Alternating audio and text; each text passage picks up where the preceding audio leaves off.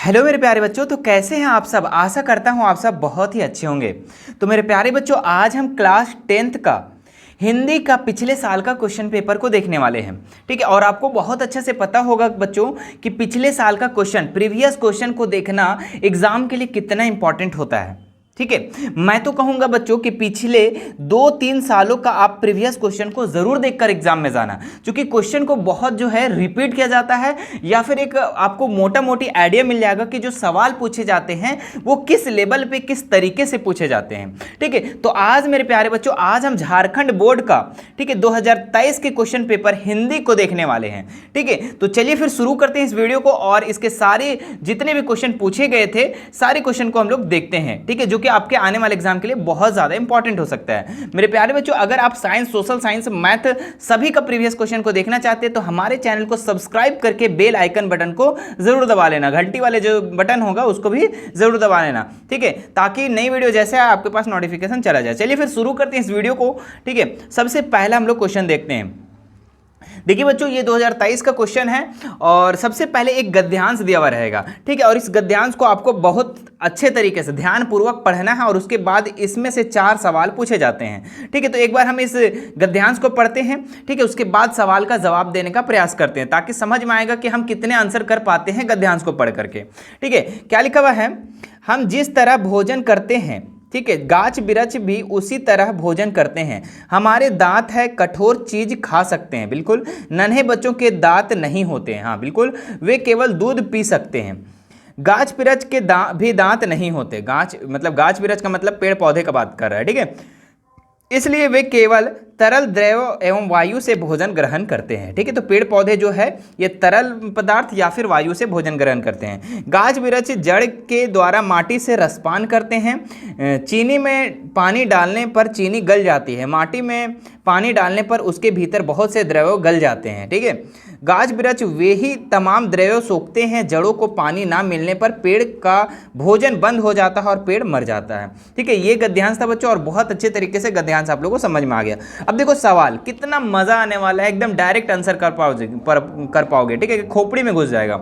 हाँ, पहला नंबर, गाछ बिरछ का क्या अर्थ होता है? तो हम शुरू में बता दिए, पेड़ पौधे। गाछ बिरछ पेड़ पौधे। ठीक है, अरे झारखंड के बच्चे हो भाई, झारखंड के लैंग्वेज को अपने जान में नहीं बोलता है गाछ बिरछ के नीचे मत बैठो, गरज गिर जाएगा, इस टाइप से, है ना। तो गाछ बिरछ का मतलब ही होता है पेड़ पौधे। चलो आगे बढ़ते हैं हम लोग दूसरे नंबर सवाल पे।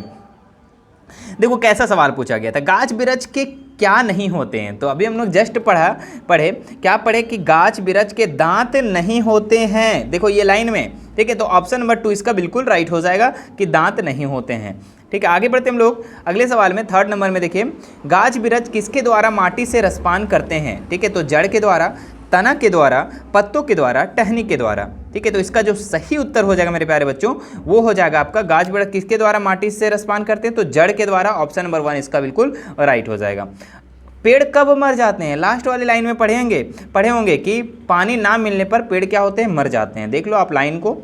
ठीक है, जड़ों में पानी ना मिलने पर पेड़ का भोजन बंद हो जाता है और पेड़ मर जाता है। देखो कितना आसान सवाल था। 10th क्लास में इतना आसान सवाल पूछेगा तो बताओ, टॉप नहीं करोगे तो क्या करोगे? ठीक है, हाँ, लेकिन टॉप तभी करोगे जब हमारे चैनल को सब्सक्राइब करोगे। ठीक है, ताकि इसमें सारे प्रीवियस क्वेश्चन आप लोग को पता चल जाएगा। ठीक है, और एक आइडिया मिल जाएगा मोटा मोटी। अच्छा, अब देखो यहाँ पे क्या है, प्रस्तुत पद्यांश को ध्यानपूर्वक पढ़कर प्रश्न संख्या 5 से 8 के लिए सही विकल्प का चयन करें। ठीक है, तो ये एक पद्यांश दिया हुआ, एक कविता दिया हुआ। इस कविता को आपको सबसे पहले ध्यान से पढ़ना है। ठीक है, मैं इसको थोड़ा सा वेट करवाता हूँ और इसको आप लोग पढ़ लो। ठीक है, क्या लिखा हुआ है एक बार पढ़ते हैं। फर्स्ट लाइन, लक्ष्य तक पहुंचे बिना पथ में पाथिक विश्राम कैसा। ठीक है, इस लाइन को पूरे अच्छे तरीके से पढ़ लो। मैं धीरे धीरे स्क्रॉल कर रहा हूं। ठीक है, आप स्क्रीनशॉट लेके इसको पढ़ सकते हो। उसके बाद इसका जवाब का आंसर का जवाब देना। ठीक है, क्वेश्चन का जवाब देना। चलिए, इसका 5 नंबर सवाल अब देखो कैसा सवाल था। धनुष से छूटा हुआ बाण क्या करता है? तो लक्ष्य भेद, प्रभेद, अभेद, अभेद्य। ठीक है, तो इसका जो सही उत्तर हो जाएगा, धनुष से छूटा हुआ बाण क्या करता है? तो लक्ष्य भेद करता है। ऑप्शन नंबर 1 इसका बिल्कुल राइट हो जाएगा। आगे बढ़ते हम लोग 6 नंबर सवाल में। क्वेश्चन है, लक्ष्य के पथिक कंटकों को क्या मानते हैं? ठीक है, तो ऑप्शन है पत्ते, फल, पौधे, फूल। ठीक है, तो इसका जो राइट आंसर हो जाएगा बच्चों आप लोग का फूल। ठीक है, तो फूल इसका 4 नंबर इसका राइट आंसर हो जाएगा। चलिए आगे बढ़ते हैं हम लोग अगले सवाल में। बाल रवि की किरणें कैसी होती है?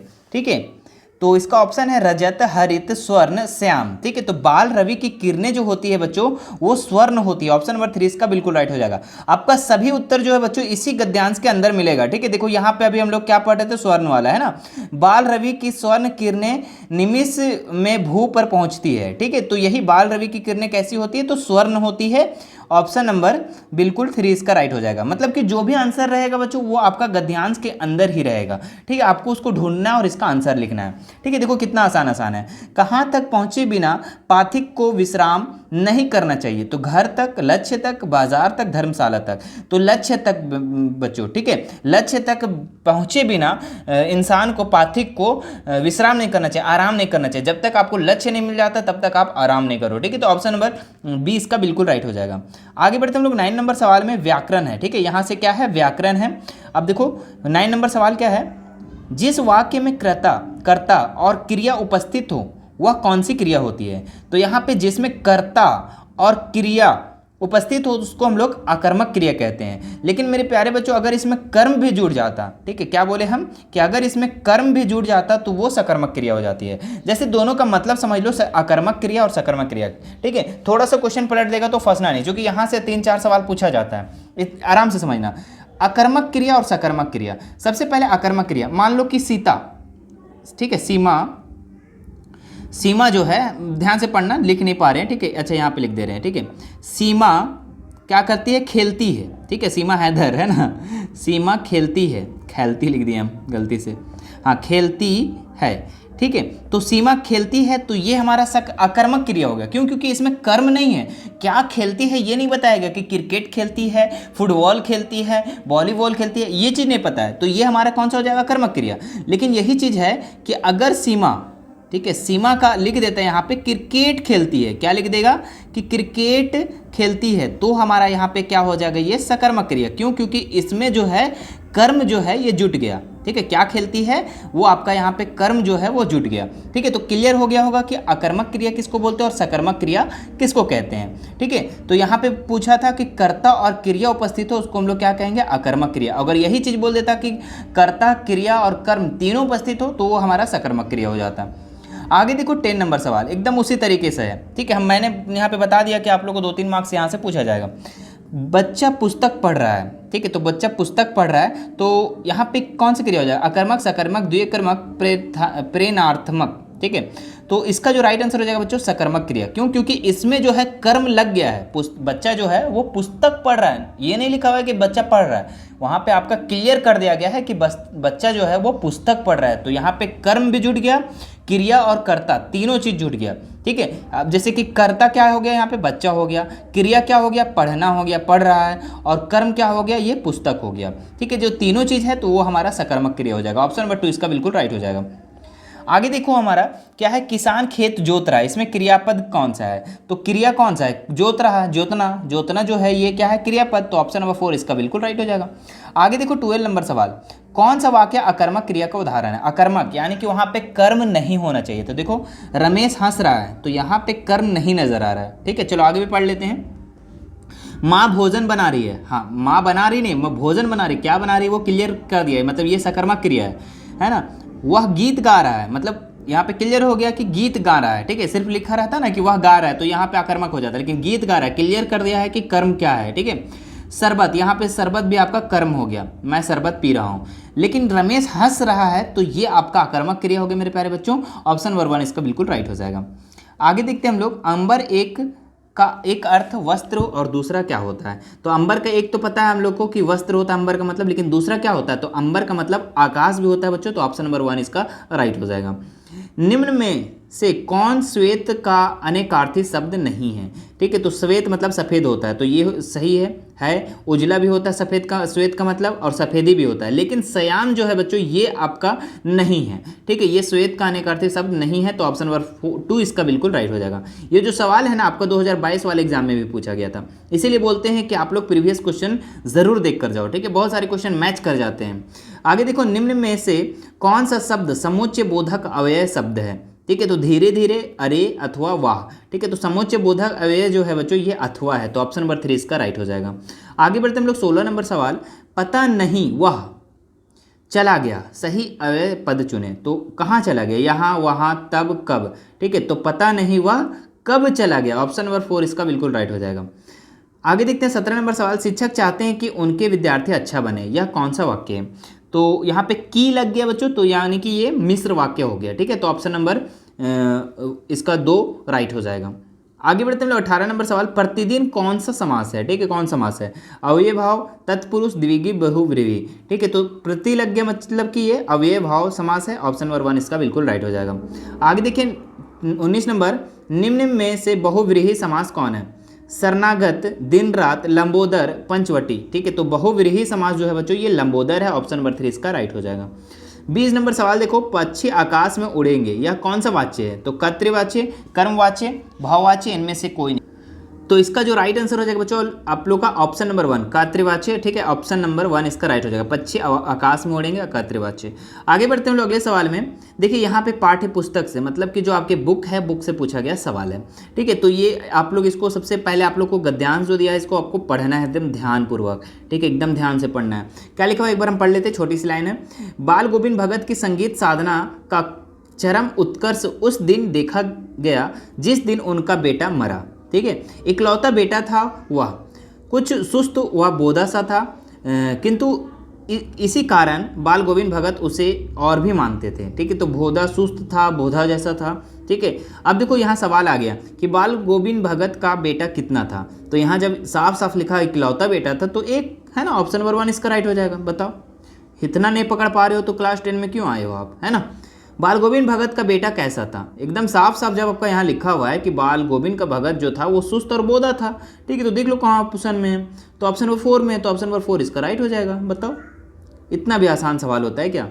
ठीक है, अब देखो यहाँ पे, फादर और जहरबाद से नहीं मरना चाहिए था, जिसकी रगों में दूसरों के लिए मिठास भरे अमृत के अतिरिक्त और कुछ नहीं था, उसके लिए इस जहर का विधान क्यों। ठीक है, तो ये गद्यांश दिया हुआ है। अब देखो इससे कुछ रिलेटेड सवाल पूछा गया है।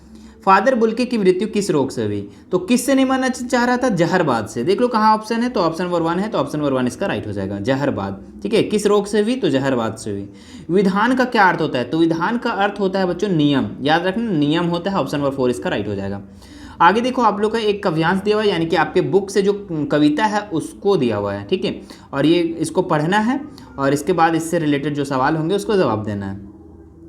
ठीक है, तो इसको आप स्क्रीनशॉट ले लो और इसको अच्छे से पढ़ लो पहले।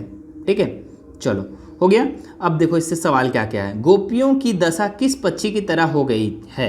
ठीक है, तो हारिल, हरित्र, हिरन, कपोत। ठीक है, तो इसका राइट आंसर हो जाएगा हारिल। ठीक है, हारिल की जैसा हो गई है। आगे बढ़ते हम लोग, यह नंद नंदन किसे कहा गया है, उद्धव को, अक्रूर को, सुदामा को, कृष्ण को। तो कृष्ण को कहा गया है मेरे प्यारे बच्चों, तो ऑप्शन नंबर 4 इसका बिल्कुल राइट हो जाएगा।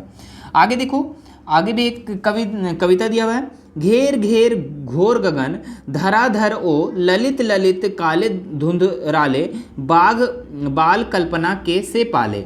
ठीक है, अब देखो इससे कुछ सवाल पूछा गया है, यह पद्यांश किस कविता का अंश है। तो ये जो है बच्चों आपका उत्साह से है, उत्साह जो आपका कविता है उससे लिया गया ये पद है। ठीक है, आगे बढ़ते हैं लोग अगले सवाल में। 28 नंबर में, कवि बादल को क्या घेरने को कह रहा है, तो पूरा आकाश, पूरा आसमान को घेरने बोल रहा है। ठीक है, कवि बादल से पूरे आसमान को तुम घेर लो।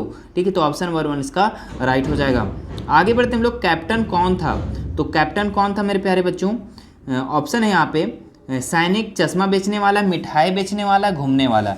ठीक है, तो इसका जो सही उत्तर हो जाएगा बच्चों आप लोग का, कैप्टन जो था ये चश्मा बेचने वाला था। ये भी सवाल आप लोग का 2022 में पूछा गया था। देखो कितने सारे सवाल जो है आपका पीछे क्वेश्चन में भी पूछे गए हैं। ठीक है, तो इसी तरीके से आप लोग 2-3 ईयर का कर लोगे तो यहाँ से आप लोग का मान लो 10-12 मार्क्स यहाँ से मिल जाएगा। तो ज़रूर कर लेना चाहिए, ज़्यादा वक्त नहीं लगता है और करना चाहिए, करने से आप लोग का दिमाग बढ़ेगा।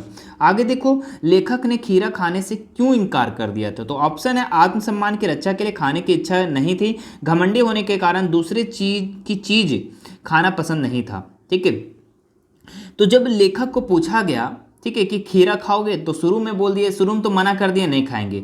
ठीक है, फिर से उसको पूछा गया कि खीरा खाएंगे, तो वो आत्मसम्मान के लिए, जब एक बार वो नहीं बोल दिए तो वो फिर आत्मसम्मान की रक्षा के लिए वो क्या है, फिर से मना कर दिया। तो ऑप्शन नंबर 1 इसका राइट हो जाएगा। ठीक है, देखो पहला बार पूछा गया तो उसको खाने का मन नहीं था, लेकिन जब खाने लगा, ठीक है, तो उसके बाद लेखक को मन करने लगा कि हम भी खाएं। लेकिन दूसरा बार जब पूछे तो फिर भी नहीं बोले। क्यों?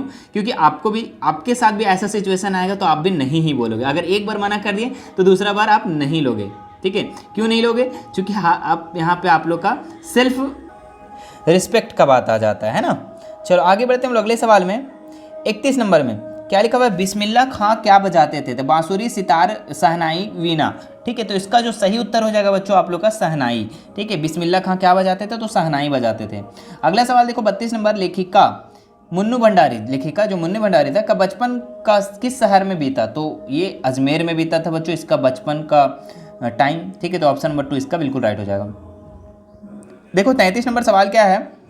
परशुराम के गुरु कौन थे? ठीक है, शिव, ब्रह्म, विष्णु, गणेश। ठीक है, तो परशुराम का जो गुरु थे बच्चों ये आपका शिव थे। ठीक है, तो ऑप्शन नंबर 1 इसका बिल्कुल राइट हो जाएगा। आगे बढ़ते हम लोग अगले सवाल में 34 नंबर में, कवि नागार्जुन मैथिली में किस नाम से प्रतिष्ठित थे? हैं यात्रा, यात्री, बाबा, भक्ति। ठीक है, तो इसका राइट आंसर हो जाएगा यात्री। ठीक है, आगे बढ़ते हम लोग अगले सवाल में।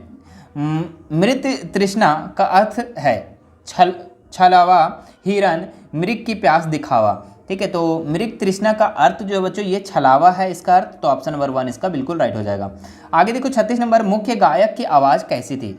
हल्की फुल्की, लड़की जैसी, चट्टान जैसी, भारी, पतली। ठीक है, तो इसका राइट आंसर हो जाएगा चट्टान जैसी भारी, यानी कि मोटा आवाज़ था। ठीक है, मुख्य गायक की आवाज़ जो कैसा था? तो चट्टान जैसी भारी थी।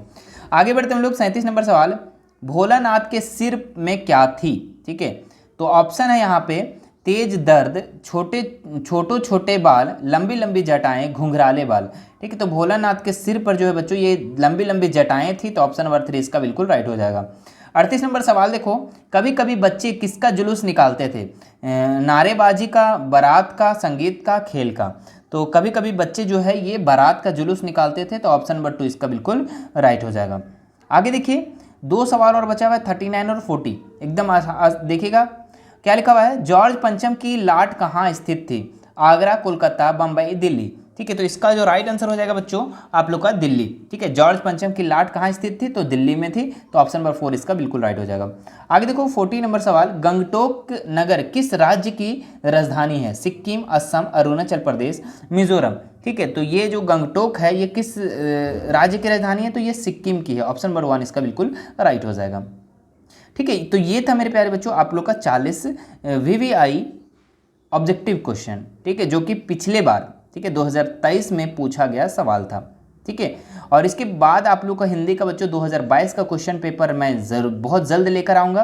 तब तक हमारे चैनल को सब्सक्राइब करके बेल आइकन बटन को ज़रूर प्रेस कर लेंगे। ठीक है, और उसके बाद घंटी वाले भी बटन को दबा लेना। ठीक है, और एक बार एक काम कर सकते हैं आप लोग, जितने भी आप अगर देखना चाहते हैं प्रीवियस ईयर क्वेश्चन PYQ यानी कि प्रीवियस ईयर क्वेश्चन जितना भी देखना चाहते हैं तो एक बार वीडियो को शेयर कर दे सभी लोगों को, ताकि आप लोग भी पढ़ पाए और हमारे भी मोटिवेशन मिल पाए कि हमारे अच्छा से अच्छा लोग बच्चे देख पा रहे हैं। ठीक है, तो मैं भी और भी आप लोग को सामने लेकर आऊँगा और अपने बोर्ड एग्जाम की तैयारी के लिए बच्चों हमारे चैनल को सब्सक्राइब ज़रूर कर लेंगे। ठीक है, बाकी कोई भी दिक्कत होती है हमारे इंस्टाग्राम, टेलीग्राम और व्हाट्सअप तीनों का लिंक जो है ये डिस्क्रिप्शन में नीचे दिया हुआ है। ठीक है, मोर वाले ऑप्शन में क्लिक करोगे, वहाँ पे आप लोग का डिस्क्रिप्शन नजर आएगा और नीचे जाओगे तो वहाँ पे आपका टेलीग्राम, व्हाट्सअप और इंस्टाग्राम का लिंक है, वहाँ से आप हमसे ऐड हो सकते हैं। ठीक है, चलिए फिर मिलते हैं नेक्स्ट वीडियो में। Thank you so much.